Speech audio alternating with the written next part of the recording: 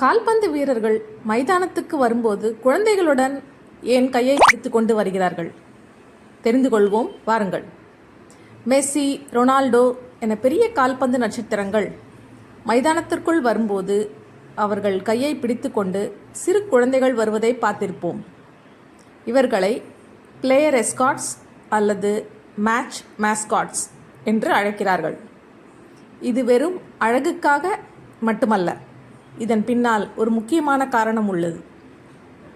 UNICEF பிரச்சாரம் 2002ஆம் ஆண்டு உலகக்கோப்பை கால்பந்து போட்டியின் போது குழந்தைகளுக்காக பேசுங்கள், சே எஸ் ஃபார் சில்ட்ரன் என்ற பிரச்சாரத்திற்காக ஃபிஃபா மற்றும் யூனிசெஃப் இணைந்து இந்த நடவடிக்கையை மேற்கொண்டது. குழந்தைகளின் உரிமைகள் மற்றும் பாதுகாப்பு குறித்த விழிப்புணர்வை ஏற்படுத்தவே இது முக்கியமாக செய்யப்படுகிறது.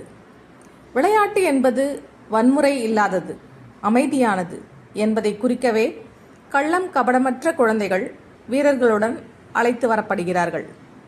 இது வீரர்களுக்கும் ரசிகர்களுக்கும் விளையாட்டை நேர்மையாகவும் மரியாதையுடனும் விளையாட வேண்டும் என்பதை நினைவூட்டுகிறது.